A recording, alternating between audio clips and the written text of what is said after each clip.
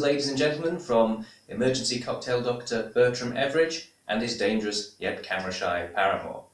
Now, many of the drinks that I make are from recipes that I've either read in books, seen online, or been told about by friends. But every so often, I like to have a little bit of play with the alcohol supply I've got and see what I can make up on my own. And we're going to do that today. So this is a drink that I've never ever made before. I have absolutely no idea whether it's going to be any good or not, but let's have a play. Now, for this drink you will require plum gin. You could try a different plum spirit, a plum vodka or something like that, but we have a very nice plum gin, dry vermouth and lemon juice. Now, because we're playing, we don't know exactly what quantities we're going to need, but let's start by putting ice in the shaker. That seems fairly straightforward and we can't really go wrong there. Next, the plum gin, I think, because we're building a drink around the plum gin, almost like a gin martini, but with a plum flavour. So I'm going to say 2 shots of plum gin into the shaker with the ice. Half a shot of lemon juice. That should do. Should be quite nice.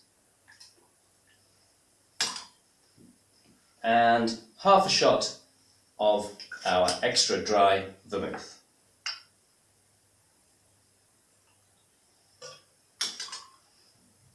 Lovely stuff. So, give it a good shake.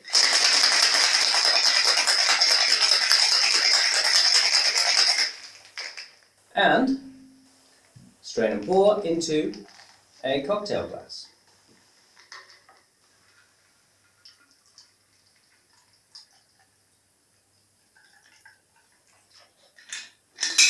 That looks all right. Let's have a sniff. Definitely smells very much of the plum gin. Excellent stuff. Now, this drink is not finished yet, because one of the things I've been really wanting to do is to have a play around with garnishes. I know as an emergency cocktail doctor I'm often lazy with garnish, but I think this is a drink that requires something a little different. And I've been wanting to have a play with savoury garnishes. There's all kinds of drinks out there that use that. I've even seen drinks garnished with a little slice of bacon. What we're going to garnish this with is an ingredient that we haven't been able to get hold of for some time because of one of the most ridiculous first world problems ever. Our favourite smokery had closed down. However, we have managed now to source this lovely ingredient. Thank you, darling. Smoked duck. So, I'm going to get a slice of smoked duck onto a pick.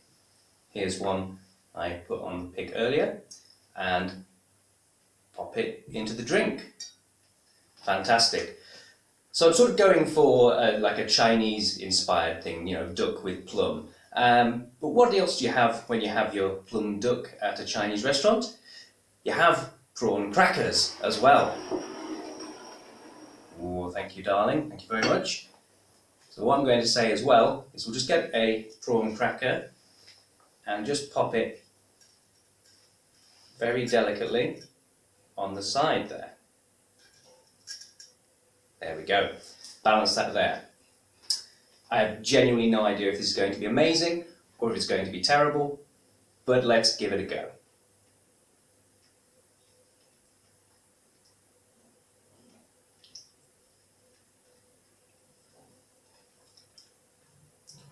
Well, the drink itself is very good.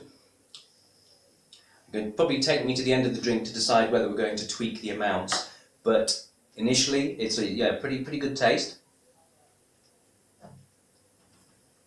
Now, the idea with this is not to get a drink that is flavoured by the duck or flavoured by the cracker, but to have them as a garnish while you're having the drink, and probably towards the end of the drink you end up with smoked duck that's kind of infused with the gin and the plum flavour. What to call it though? So we've got plum flavour, we've got duck for, you know, quacking, and we've got our cracker. So I'm going to suggest that we should call this a plum quacker.